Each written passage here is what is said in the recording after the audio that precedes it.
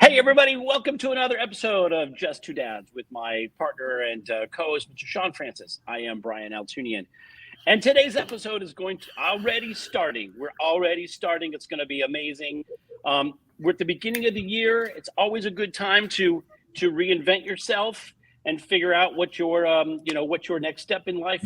Sometimes they say when you're sailing a sailboat, when you have an end game and then a wind blows you off course. And what do? How do you reinvent yourself and get back to your target? That's what today's show is going to be all about. And I'm very excited for us to get started.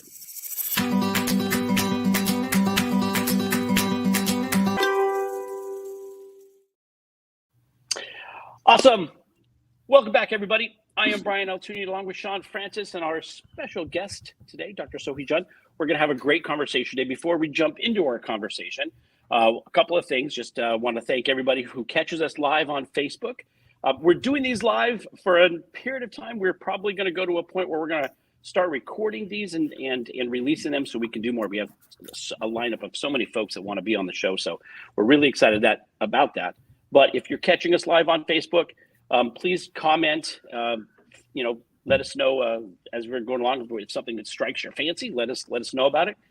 If you're catching us after the fact on our YouTube channel at Just Two Dads, again, please do us a favor, hit subscribe. That helps our numbers. It helps our algorithms. It gets us a broader reach, larger distribution. So hit subscribe, again, share comments with us. If you're listening on any of the podcast outlets, we welcome your comments. You're, again, a significant part of our listener audience, and we appreciate you taking the time to spend with us.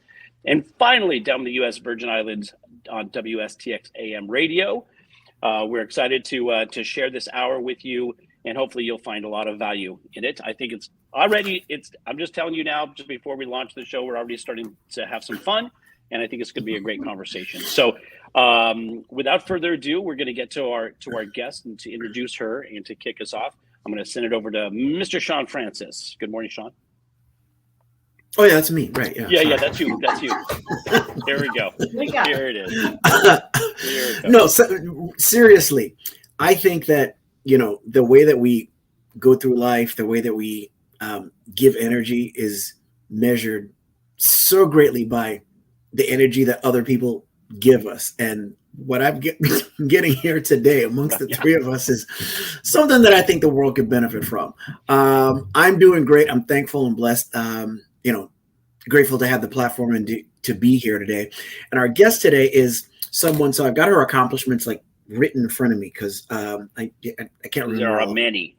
Yeah, there are many. Well, first of all, she is a member of the Forbes Coaches Council from 2022. She's an Amazon best-selling author, a leadership development expert, a keynote speaker, and she counts among her clients some of the most world-renowned corporations. But what's interesting is for her to get to that point, which is impressive and everything, she was in a what would be described as an impressive or a comfortable position to begin with prior to that. So why would someone walk away from the corner desk and the title and all of that kind of stuff, which she'll share with us? And what does it have to do with our quest to matter or special needs or being a caregiver or a parent to someone with special needs? We like to say that we don't necessarily have special needs. We all have the same needs to be seen, loved, heard, and to know that we matter. But if we have a disability or a diagnosis or we're caring for someone that does, the vessel or the vehicle by which we get those things might come with a few accommodations. But I think there's so much value in what the story of our guest consists of today, and that is none other than Dr. Sohee. Welcome, and welcome. Thank you. I'm so honored to be here. Thank you, Sean and Brian. It's great to have you. And Sean, you left out the one of the most important parts, which is how you know Dr. Sohee. Yeah, I did leave that out. And I left out two things. I left out how we know each other, and I left out the fact that with all those titles, and the most impressive of them all is the one that I did not mention, and that is she is a mother. All right, and those things matter. We met because I worked for. If those of you know that, my path towards financial services came from working in corporate America at a company called Countrywide Home Loans, which is the largest lender in the country at the time. And so he worked there in the marketing. No, not marketing. No. No. See? Oh, No, Sean, you. that far back? You can't remember? Yeah. No, you go back. What is it? No, what are we talking about? Just under 20 years. Her, a lot of her work was in organizational development. Did I really say that? 20 years. Yes, Wow. 20 years. And I can't believe it's been that long, but it was culture management at the time. Yeah, there you go. That sounds like a loaded term, culture management. Yeah. That sounds like it could be as negative and manipulative as it was positive. I always think of it as a positive thing. Well, it was a positive. Matter of fact, it was so much of a positive. That's part of the reason why we're here today. And truth be told, when Sohee and I got together, and the prospect of being on the show came up, I told her, I said, I got a confession. I always pictured you. It struck me as someone that wasn't perfect, but had all these titles in the right position and worked in this fun environment and department, and was just this person of upbeat joy and everything. And you just seemed like so set. So for you to step out on your own, because the truth of the matter is, between that position and stepping out on her own and starting her own business, she sort of, I believe, elevated, got to another quote unquote cushy position with a corner office and everything, and still felt like this isn't enough. I need to reinvent myself. And the reinvention took place in the face of loss, challenge, and tragedy, and all those kind of things. So why don't we start kind of at the beginning, before you and I met, because all of that, our childhood and our culture and our environment, that's where our superpowers come from. And that's what makes us the hero that we are today. So why don't we start there? Yeah, I would say hero in our own ways. And I love that you picked up on the fun, but I'm going to go back to what you said about being perfect. So far from perfect. And I think that is what makes me human and authentic, and what I always strive to be in terms of living my life and my career. But, I would say the most important thing is I have 3 kids, and I want to share that up front. Being a mom has really formatively shaped everything after having kids. But going to the story of before having kids, I came to the United States when I was 6. I'll fast forward this and hit the key beats, but I think that that's really important to share, because it was at a formative time in my life, right? When you're young and wanting to be seen and loved and heard and validated and all those things. And I spent most of my youth really seeking that out, wanting connection, wanting to be seen, where all around me, I didn't see anyone like me, right? I was 6 years old. I came from South Korea, and I landed in Phoenix, Arizona. And at that time, we're talking 1982. And my sister and my family were the only people that looked like me. And I didn't know it then, but it definitely shaped how I saw the world and how I moved through the world, where, I was made fun of, Sean. I mean, I don't know if any of you can relate to this, but relentlessly made fun of for not knowing the language, for really just wanting to understand this new context in this world that I'm in, and form friendships. When you're at 6 or 7, all you want to do is play. If I saw you 2 on the playground, I'd just be like, why aren't people playing with me? Why are they not connecting? And yet I was yeah, exactly. Right. We have to tell everyone what we were doing pre.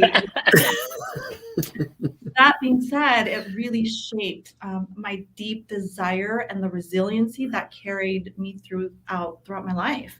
And I didn't connect that until much later, obviously, but that shaped how I went about the world. And, fast forwarding into college and wanting to do good and wanting to make my parents proud, that's a key part of my story.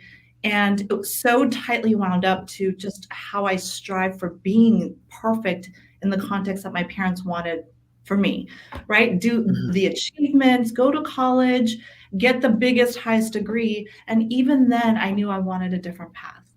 Sean, when you and I met 20 years ago, I was on a certain path, but that was just a part of me finding my way through it, through all the challenges, and far from being perfect, and totally, in there, getting scraped up along the way. So that's what I'll share for now, but I'm sure there's questions you guys can ask. This is a conversation. What are the questions? Yes. we tend to just, there's periods of times where we'll be talking and one of us will just be sitting there listening, forgetting that we're actually in a conversation, because it's just an engaging conversation anyway. So yeah, that's one of the blessings of doing this and the people that we get to have conversations with. Well, so let's talk about, I want to lead towards reinvention, not jump right into it. So you and I, we're working for the same company. You're in this environment. And that's the other thing. You were in a department that just seemed like, not that ours was boring, but you just had fun and it was encouraging. And I could tell the relationship you had with your co-workers and everything. And at that time, you were in a relationship, but you were unwed, I believe, right? You were unwed, and you didn't have any children. So let's talk about the change in the stream of one's life. So yeah, let's kind of go from there. Oh my gosh, it's been so long. So no, I was married quite young. I want to say 25 is when I married. You know what? And it's all blurry because at this age, I'm 47. Like, I don't remember anything. Okay. My kids are always like, "You're Asian, Mom." I'm like, "Yes." So I was married at the time, and leading a team. When you and I met, I was promoted numerous times into leading the team, and I just knew that having fun was a part of that. So that's a theme that carried on throughout my life. But what I was at that time, Sean, was really following the path that was traditional. Not necessarily, maybe even in terms of marriage too, but I certainly knew I wanted to be in that marriage. But really the climbing, I need to get to the next thing that's successful, that is, what I should be doing. That is, okay, I have a team. How much higher can I go? Am I going to get the corner office? What's next? What's next? What's next? Mm-hmm. And yes, it looked like fun on the outside of managing the team that I had and, delivering on the objectives and the goals of the company. But underneath, I was really like, it's what I call under the iceberg stuff that I talk to with a lot of my clients. It's, you can see topical things, the things that, present itself day to day outwardly, but underneath I was such a mess. And I don't mean that lightly. I was going through some kind of existential thing of like, is this what I want with my life? I don't see anything above me that represents something that lights me up and that is what I want for the long term. This grind of like, for me, a 2-hour drive back and forth and the long hours and the never ending chase and the appetite to do next, it was creating so much tension for me internally. Only my closest knew at the time. And so Let me ask, so you obviously you graduated with a degree. What was your undergraduate degree? It's cutting in and out, but my undergraduate was psychology, but with the intent at that time at undergrad to be a doctor. So, I was very much following that traditional path of like, I'll go to medical school like every good Asian person at one point in their lives thinks about. And that was my first foray into risk-taking, Brian, where in college, the very last year of undergrad, I was like, look, I can't do this. And what I know is that I'm innately curious about people and I have to follow that. So that led me into a graduate program where I pursued organizational psychology and a PhD in that. Beautiful. And so that's your PhD is in organizational psychology.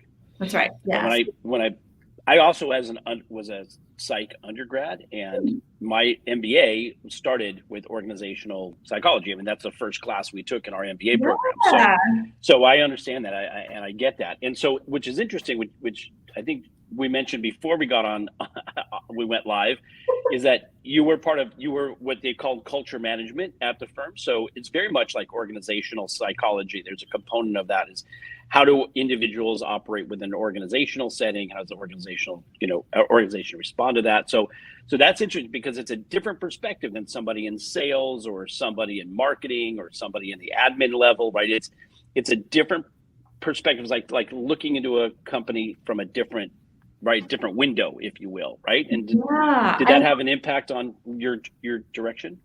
I think it just, what I tell people is like, I'm so integrated in that way that my work isn't separate from who I am. And for me, I feel lucky in that I get to be who I am in my work and vice versa. So it just feels all very natural. And the way I look at the world is from that organizational kind of macro context, which really helps when I'm with a client connecting dots for them in a bigger way, but also very focused in on the individual. So it helps in both ways.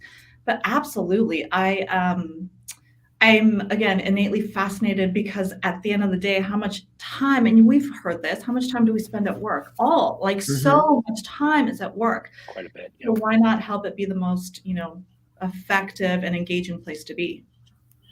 Would you say that at that time, in that position specifically, that there were limitations that you had in terms of how much you could be who you are in your work?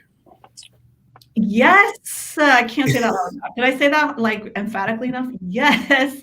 Yeah. And also, Sean, I think that, when you're in your late 20s and early 30s, you're still forming who you are. And, part of the process of being in that role and trying out leadership was my way of, is this what resonates with me? Who am I even as a leader? What does it take? And now on this side of it, I know that it's a lot around mindset, which is the stuff that I talk to my clients about, which I think really can connect with your audience and how they have special needs kids and the mindset work that's really needed to manage through all of that. But absolutely, I think that going through that experience, it's just one of those things that is a building block to more.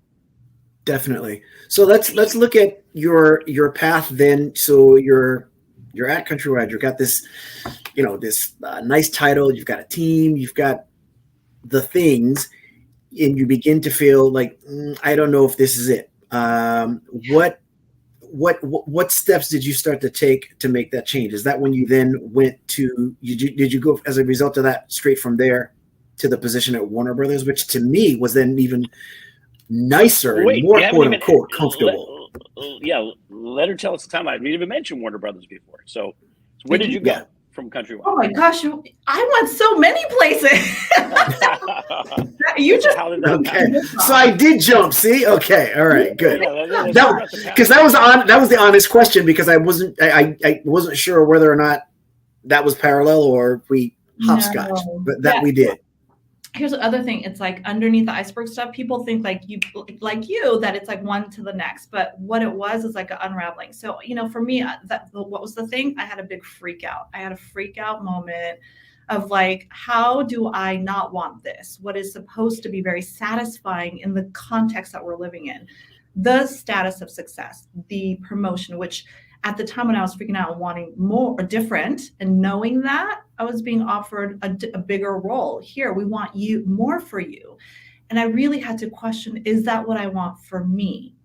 And so freaking out, middle of the night sweats type of thing. Do I want this? And also getting myself into talk therapy, which was a key step for me, and also very scary. But, knowing that I'm in the development field, it was something that I needed to do. I needed to develop myself. So what I did was I left Countrywide to go to a role closer to my home. Now, this is a big theme for my life too, which meant I wanted to find some sort of like way to integrate my life, be less on the hamster wheel of like grinding at work and like living to work type of thing and driving long hours. So that at the time felt natural for me. So I went from Countrywide to an engineering firm that was like 10 minutes from my home.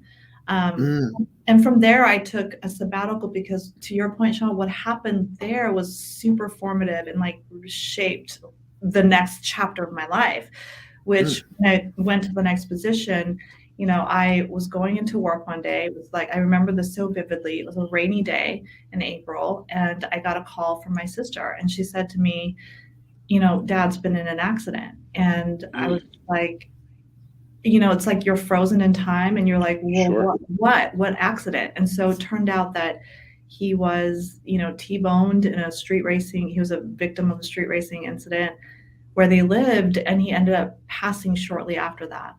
And I kid you not when I say, like, at his funeral, it was one of those moments where everything that I had been grappling with internally and had so much tension around became super clear. It's like the clouds parted for me in terms of, I had sat on the fence for so long with having kids, like literally 3 years. Do I not? I don't want, I do want. It's scary. That went out the window. And I said, you know what? I want to have children. And for me, that was a demarcation of like, let me move forward in this new phase of my life with a little less fear, So, Wow. I understand all too intimately what it means to wake up one day and not be there or not have a loved one the next day. So that is in my DNA, and it is a large part of how I live my life and make my decisions. Wow. That's there's a lot of people listening, whether they're listening live now or after the fact, that can relate to that, to the loss. But hopefully, there's more of you that can relate to. And this is not to minimize anyone's loss, because grieving is a very personal situation, a very personal thing. The manner in which we interpret it, how we respond afterwards, if we respond. But there's something to be said for taking the action that, there's a portion of it, or at least the benefits that happen for you as opposed to you, because you actually, you made a conscious choice.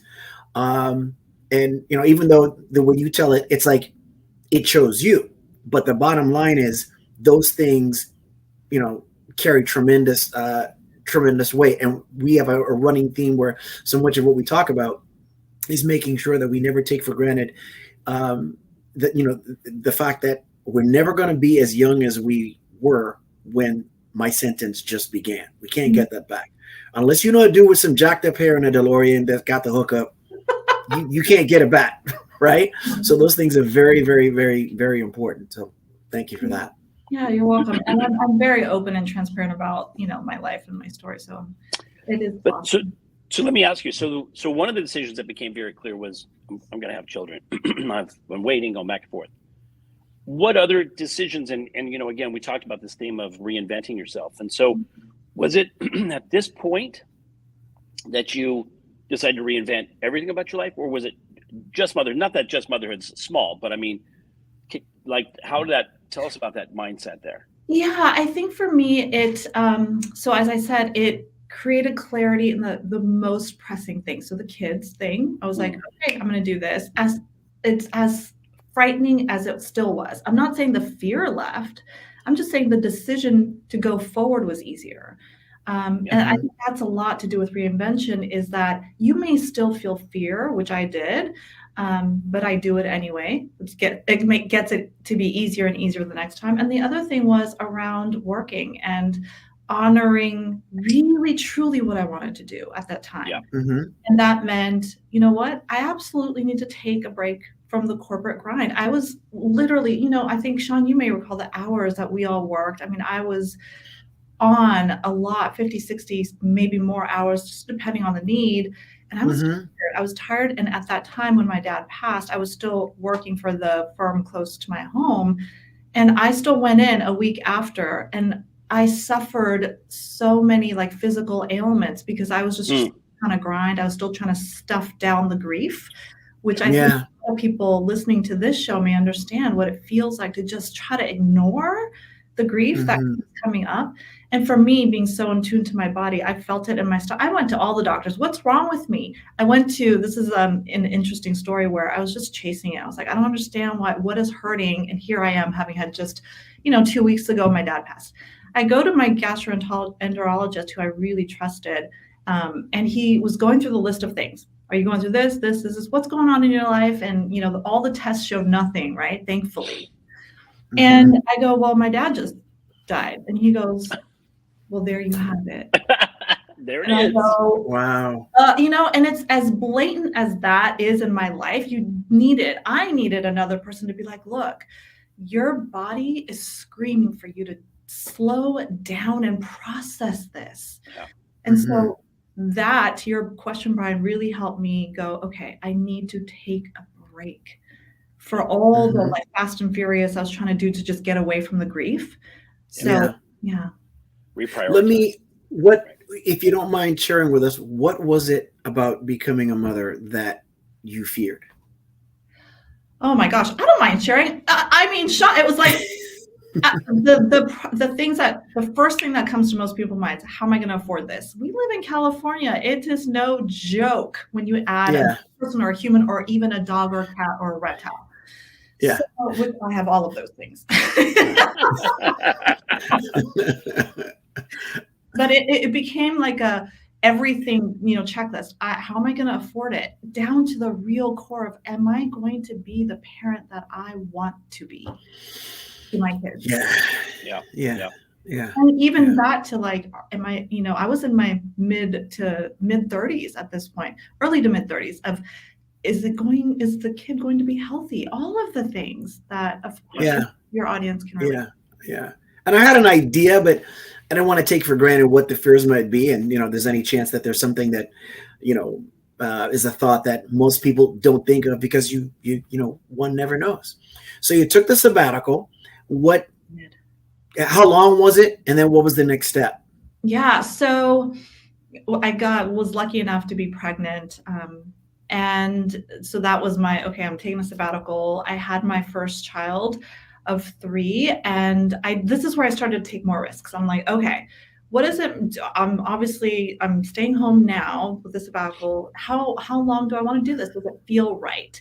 And, I stayed home for about 8 months with my first and really decided it was one of these, again, hard decisions to make because, for some reason, I just had it that, being a really good mom means you have to be there all the time. And this is the stuff that, I unpack with women who are moms. It's like, no, you don't have to be available 24/7 to be a good mom. So for me, I decided that the best thing to do was go back into the work world so that I can have my, use the skills and the things that are superpowers to me in a different way while still parenting. So it was my foray back into the work world and entertainment, a different industry that I hadn't experienced before, and taking another risk in a different industry. So that's when I went back and at Warner Brothers. Mm-hmm. And what was your role there at Warner Brothers?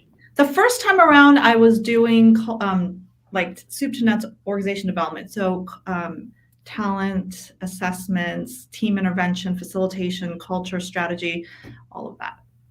Interesting. Yeah. And at this point, I'm assuming that your husband was like, hey, whatever direction you want to go, if I'm there. Or am I assuming otherwise? No. I mean, by then he knew enough to be like, whatever you want to do, dear, I support you. Oh, so he got smart early. All right, he figured it out early. You're right, honey. Whatever you want, dear. Good. Yeah, it took me a long time to actually understand that. Yeah, 30 years or so. But, I know. I've figured it out now, though. So, better late than never. But good for him. Kudos to him, and again for everybody else hearing. Yeah, partnerships are important in supporting each other's goals and desires. And so then so you got your PhD at some point, like after your experience in the entertainment industry, or kind of how did that process? So I want people to hear what you're doing today and how you decided to again to take all of this experience and go to the next level. So no, my PhD I finished at 26, so it was even before I entered into Countrywide and before I mentioned. Wow, it was really early. Okay. Wow. Yeah. And then you intimated that when Warner Brothers just came up, you mentioned first time around. So we're talking about being there, leaving, and coming back, and then getting to this path of glory, so to speak, that you're on today. So. Tell us about that. Well, so this is where I really started to play with the risk taking, and it was taking the sabbatical that gave me a little bit more of my sea legs and a little bit like less shaky legs that deers have when they're first trying to walk. That when I was taking the sabbatical, I was like, who leaves work? I can't imagine not doing that. And then when I went to Warner Brothers, I was there for 3 years doing amazing work with the best colleagues who I still keep in touch with and who I consider dear friends, even today. And 3 years in, I just had this, again, innate calling. Some call it intuition, some call it just like a knowing, or when you listen to your gut type of thing. I kept saying, like, I have to take this risk of trying entrepreneurship. Now, my family and the lineage on my mom's side, they're all entrepreneurs. And so it's somewhere in there, right? And the risk taking and the creative aspect of entrepreneurship. So I really wrestled with it. But at the time I was like, this feels right. And again, who does that? Who leaves great team coworkers who are super smart and we all got along, great title respected. And I was like, I still need to try this. So I made the leap into entrepreneurship after that. Yeah. And then, second kid, and then I got pregnant with my third kid, and entrepreneurship was really shaky. And I just made all the mistakes, which I say my greatest learnings that I ever learned about entrepreneurship. And I was pregnant with my third kid, and I was like, you know what? I think that I need a little bit more structure. Now, I share this because I want people to understand that life is fluid like that, right? We don't have to get stuck in dogma or one way of doing things. It's okay. Now here I am. I feel like I need to go back into the corporate world. So I was the head of learning and development for a tech startup. When Warner Brothers called me back again, and they said, this time we want you to lead the domestic OD change management team. So I said, yes, absolutely. So I went back to Warner Brothers for 2.5, 3 years until the calling came again. And I was just like, okay, let me just really honor this. And so I have been having my own firm and doing leadership development and as a coach for the past 5 years. Now, when I'm sorry, Sean. I think it's amazing because most people get that feeling, get that sense of intuition, and then they, for whatever reason, allow external factors or something, push it down and ignore it or don't listen to it. And then something happens and like, I should have listened to this before. And so what you're saying is really a testament to being aware and conscious and listeing to that inner voice, your inner being, right? And letting it guide you. And I don't know that I would do the same way had I not had the experience of my dad waking up one day being there and the next not, right? That is the underpinning of how I live my life post him, which meant I'm going to take that risk, as scary as it is. But I think that some people would say, the tragedy of that statement is that we have to wait for something traumatic to give us that awakening. Right. Whereas if we're looking for it or if we're thinking about it, that hopefully we can attain that while we're awake, if you will, without loss, and not having to experience that loss to jolt us into awareness. Yeah. And I think that however way you get there. And for me, it's that I think my life's work is helping people not have to do that through loss or any kind of, There you go. Now, your first foray into entrepreneurship, you were doing the same kind of work you're doing now. And is that safe to say? So that was a desire. And why I say I made all the mistakes is I was full of fear in it, and I was doing it anyway. And so I was not getting the projects. I was not putting my brand and the value and what I could do out there in the same way. So yes, I was busier than ever getting work, but it wasn't the work I wanted to do. So in this term of entrepreneurship, 5 years in, I knew exactly the way I wanted to be in service. And that is as a leadership coach to ambitious women, high achieving women, and emerging leaders, because guess what? I've done that. I am that. And So then the work you were doing when you first went into entrepreneurship was the same industry or services, just not serving the type of clients that you desired. Is that correct? I was more, just taking on anything that came to me, which was not the leadership development work. It was more just like, can you do change management? Great. Project management. Okay. Yeah. So now I'm like, if you can tell, I'm chomping at the bit now, because you start this thing, and let's say, whatever your business is, whether it's a dog walking business, a high-end restaurant, whatever the case is, whether you're serving a high-end market exclusively or serving everyone and including them, most everyone that is going to start a business would want to be serving high-end individuals with a certain cachet or name or whatever have you. You didn't have that in the beginning. Like you said, you're taking anything you can get. How did you get from that to now, the companies that you now have as clients calling you? How did you get to, for lack of a better term, then claim that? Because that doesn't just happen per se. Do you know what I mean? It doesn't just happen. And so I'm going to call this period of iteration and evolving one that took a lot of self-work. Remember, I had been in therapy in my early 30s, and it morphed into now, how am I going to trust myself And how am I going to use what I know are my innate skills and really claim that and put that out into the world? So intense inner work of like, do I trust me? Am I going to declare that this is how I'm going to be in service to my clients, rather than hemming and hawing or not really being clear and direct about what I do and how I can be in service? First time around of entrepreneurship, I was vague because I was acting from a place of fear and a place of lack. All the mindsets that keep clients that I talk to and successful people stuck and challenged. Scarcity. Yeah, scarcity. And I had to look at that for myself and go, what type of mindset am I embodying and emanating that type of energy from? Because that's what you attract. I firmly believe that that's what you attract. Mm-hmm. So intense inner work, talk therapy, a lot of pulling in the people and the resources that I needed to undo that. And I talk a lot about this in the work that I do with my clients, undoing what's been told to us, our habits, our storylines that really are not helping us. Yeah, changing the mindset. See? And do you focus primarily on, you said women entrepreneurs, but on moms specifically? Because we want to talk about your book as well, because you've written a book that addresses this. Yeah. But is that the main demographic for you, or No, or so I love that you asked that, Brian. Thank you. So let me be clear. I don't coach just moms. I coach high achieving women in the workplace, and I do have people that come to me outside of the corporate, being sponsored by corporate, to work with me. Okay. So I have women from every industry that are looking for support to go from where they are to even greater. So undoing, unblocking, looking at mindset stuff.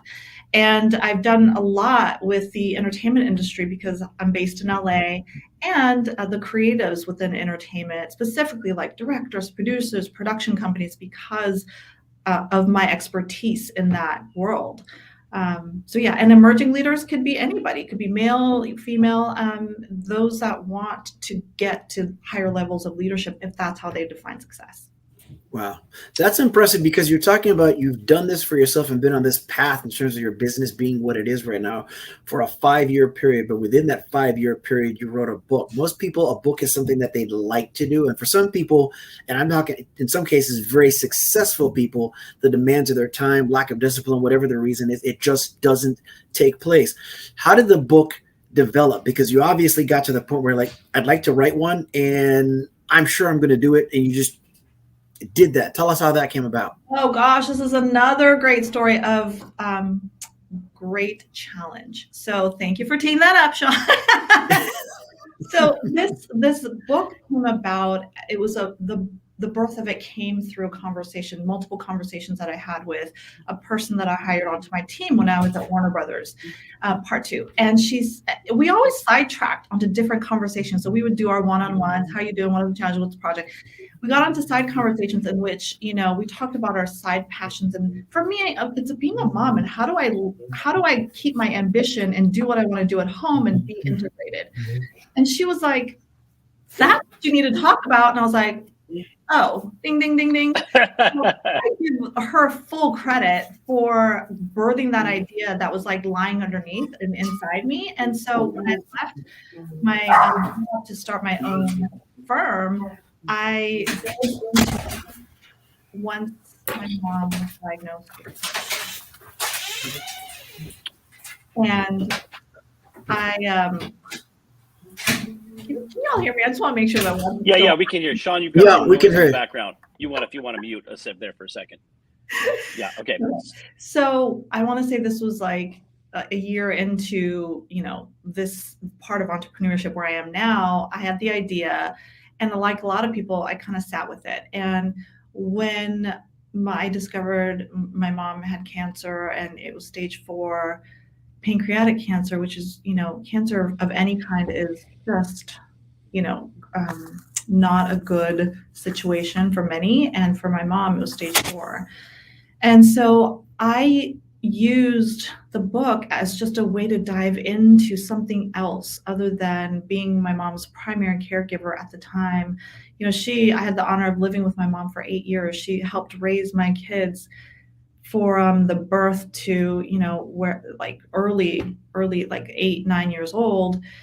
And so when I was taking care of her, that exhausted me, and the writing the book and diving into that gave me energy and gave me something else to pour into that gave back to me, if that makes sense. So that's how I really finished the book. And, it was because it served a real distinct purpose for me at that time in my life, where it gave me joy to know that I can help others through my lived experience and my story, and giving people a different way to, look at life, because I was going through a lot in my own personal life, caring for my mom and grieving tremendously. Mm. Yeah. Yeah, it really is amazing. If you've suffered, the loss of both parents while you're going through your own evolutionary process. So I'm tired, Brian.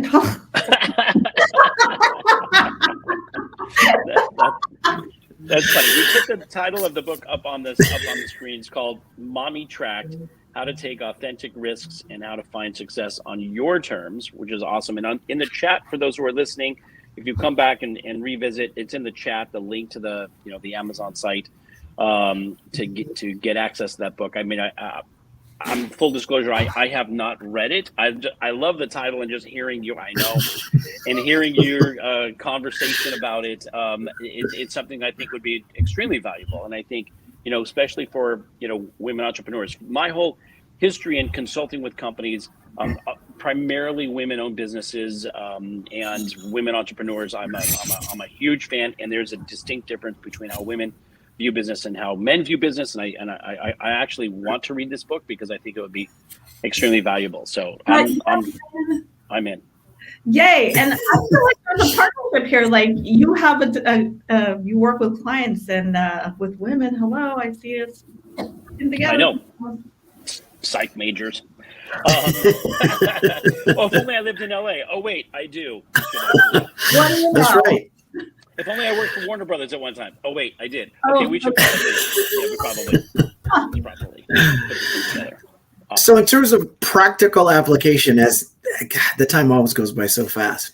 So if you can, Sohee, with a couple bullet points, give some tips. You've got really anybody, but particularly a mom, being a parent to a child who is neurotypical, has a diagnosis, whatever the case may be, and they're in a situation where they have a need to reinvent themselves.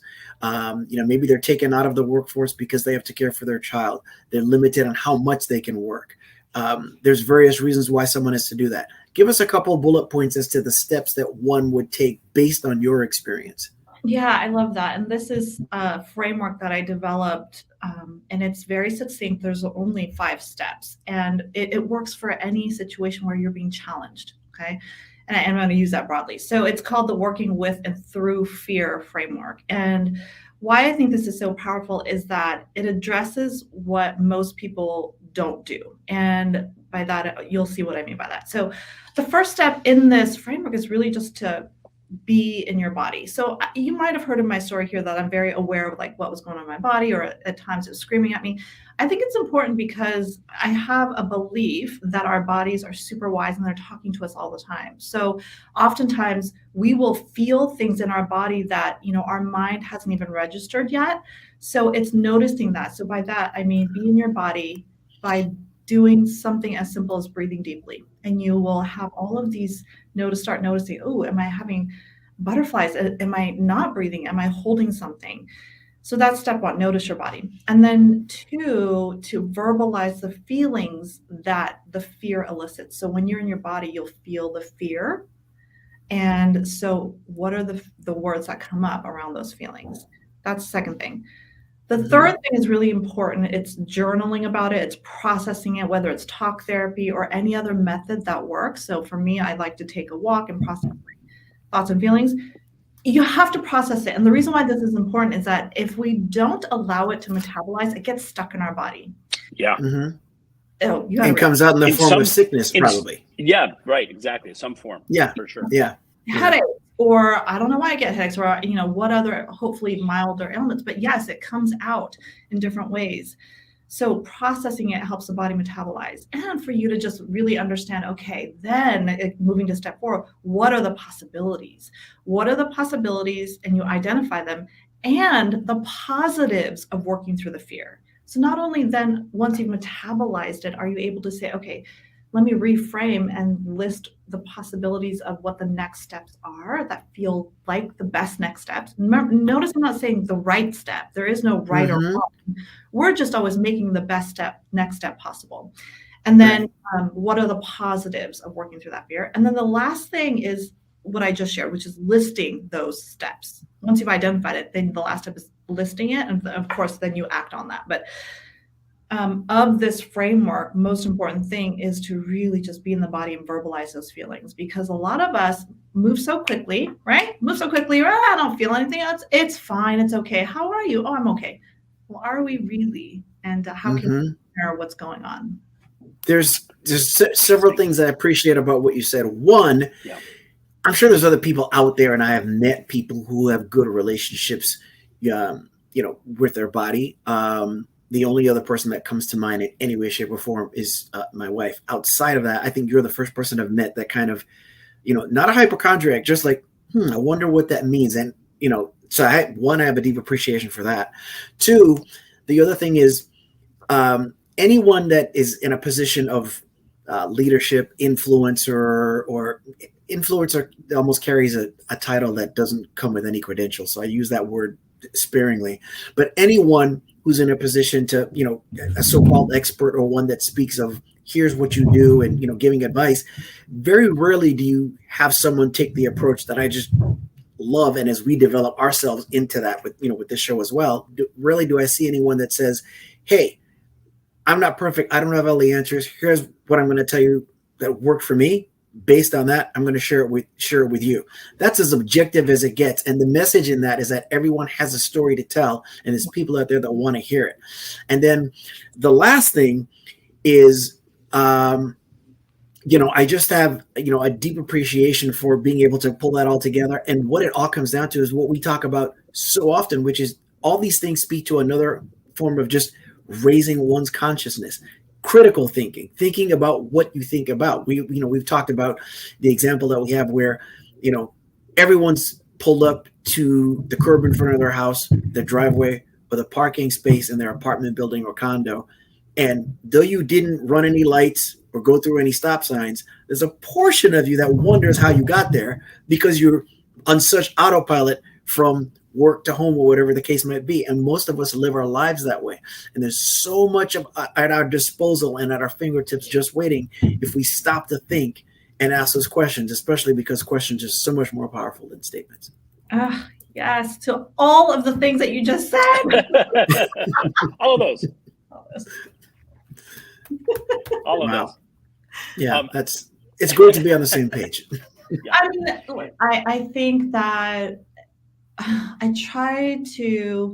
think the best way that I can be in service is to share my story, right? That, to your point, we all have it. And if we can be open and honest about it, if I can touch one person in a way that helps them think about things differently or feel things differently, I'm all for it. That's how I'm best in service, that I'm here on this earth because I'm going through my own evolution and my own journey, and my story in my next book that's coming out this fall is going to look different and it will hit other people. And so let's continue that fun. Let's, speaking of fun, let's continue that fun and play with it and see how it can help. That's the other thing that you seem to have mastered. Sorry, Brian, which I don't think most people aren't necessarily even good at. Few people, is that I'm this achiever and I'm focused. And so what I'm going to do is I'm going to look more serious than a stone 24 hours a day. So all my posts are going to be like this, and you gotta want it. You gotta get into it, brother. And you're like as serious in your intent, but you're having fun along the way. And I think that's a message that's as needed as well, because people, before you know it, they get into what you came out of, which is, I got to do this, I got to do that, because you can work for yourself and still be as stressed out as you are, in a job. And the hamster wheel doesn't just come with a job. Yeah, exactly. And what to me that is, look, at this point in my life and having gone through the things I've gone through, I won't do anything that's not fun. Either I will infuse and bring my fun to it, or it's already fun. And I think that that's what people are attracted to when they want to work with me. It's not that it's just and again, please don't get me wrong, I'm not playing around. The things and the content is very substantial and research based and all the things. But I know that I'm best in service when I'm present, and that means for me enjoying what's happening in front of me. So for sure. I remember when I had first got my MBA, and I was, in sort of the corporate environment. My older brother, who was very successful at the executive level, I had made a joke during a meeting that we had together, and he pulled me aside afterwards. And he said, this is a different place. This is a corporate environment. You can't be joking and have fun. And for about 3 years, I didn't. I was very stoic and very serious about everything. And Sean's laughing now because he knows who I am. I realized that that is so anti who I am in the world. That would be like, telling me to, put on a straitjacket and tape my mouth. Something like that's impossible. That's why I joke for everybody to know in the very beginning, before we went before we went live, we were joking and we were saying that, everybody should have their walk-up music, like a baseball batter going to the batter's box has walk-up music. Like, what's your walk-up music that gets you pumped up and gets you fired up and the fun? If you could live your life where you walked out the door, and so he was saying, like, let's have everybody in one of those, we're in the tunnel where everybody's high-fiving you as you run down your hallway to your elevator or whatever it is, right? And have your jackpot winning face ready, so that every day is like winning the jackpot. Every day we stand up and we get to do the things we love to do. It's like winning a jackpot. If you won the jackpot, what would your pose be like, on the billboard? There you go. I was going to say, you got to show it. There it is. I mean, that's fun, right? Just won $25,000. For me, it's just sort of like, does what he loves to do, right? Living his best life, having a great time. Like, that's okay. Do that. It's like, we take everything so seriously. And at the end of the day, at the end of life, the nanosecond before we cross over, many people go, oh, I blew it. I wish I would have done this, or I wish I would have listened to my inner voice, or I wish I would have had more fun, or whatever it is. Don't wait for that point. Like, do it now. Listen. So he was like right in there, like, with her, high five and playing our music. And also I love that you do that you infuse everything with fun, and at the end of the day, that's what it's all about. If we're not having fun, why are we doing this? Yeah. And know that comes with a tremendous amount of work, right? Our own inner work. I work on it every day. Doesn't mean that it's easy. It doesn't mean that I don't have challenges. I have challenges every day. I have things that fall apart. I have 3 kids and a dog. And did I mention reptiles and things? So yeah, lots can go awry. And how I choose to look at it matters. How we choose to look at the situation matters. So that's the work. Sure. It's beautiful. It's beautiful. Well, we're coming to that point of our, podcast where we're going to wrap things up. This has been an amazing first conversation, because I know we're going to have more. And in the fall, when you release your second book, we're going to want you to come back and talk about that and talk about the work that you're doing on that. But I'm hoping that we get a chance to meet and talk about the other things that we're doing.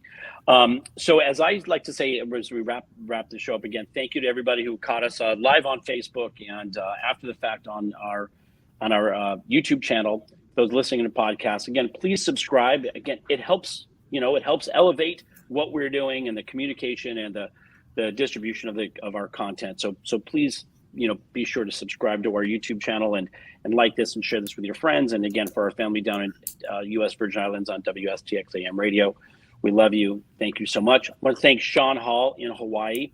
I would say we always forget, but we often forget to thank Sean. Sean's in the background, so I'll say you're at the 50-minute mark. Yeah, stop talking. Yeah.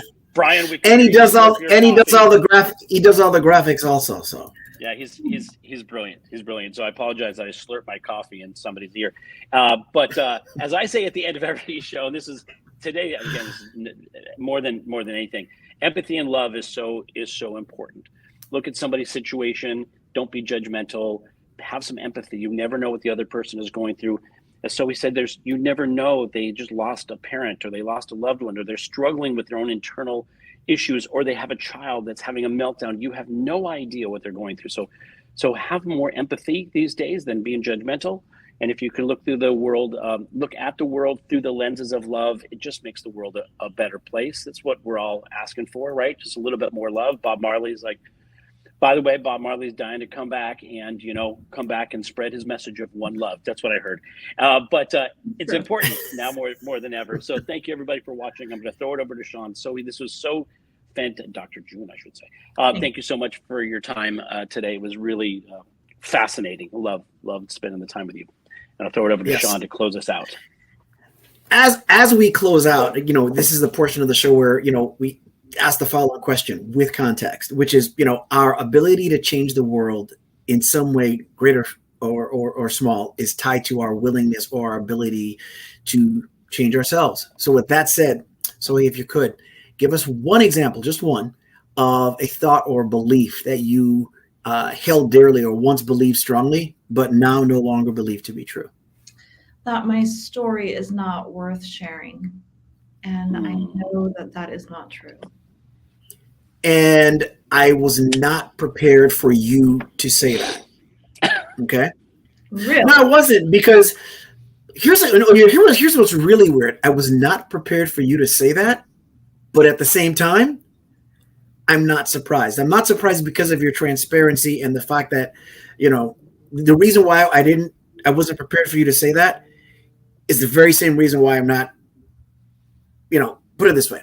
You can do anything, right? And so you can think that because a person can do anything, that they're perfect, impervious to challenge, whatever have you. But at the same time, a person who can do anything has usually overcome and can overcome anything. So it's right in the middle there. And I'm so appreciative of it, because it's what I would hope you would say, because the other thing I was going to close out with is anything that anybody got from today. It's that your story is worth hearing. And there's only one of your stories. Nobody else can take that. And when Brian talks about liking, sharing, subscribing, and all that kind of stuff, that isn't to glorify us or put us up or out there. But, that happens, but that's a byproduct of really our message and our mission being put out there, which is to reach as many people as we possibly can. And so I want to thank you for being here with us today. I want to thank. Go ahead. Brian and Sean, this has been the most fun conversation. It was magical. Thank you. Thank you so much. Thank you so much. We feel the very same way. Yeah. I want to remind everyone that, questions are more powerful than statements. Everyone needs the same thing. They need to be seen. They need to be heard. They need to be loved, and they need to know that they matter. I want to thank the women in my life without whom I would not be. That is my mom, Jan, and my amazing wife, Laura. And wherever you're hearing us, again, whether it's live or after the fact, just remember that we love you. We love you. See you again.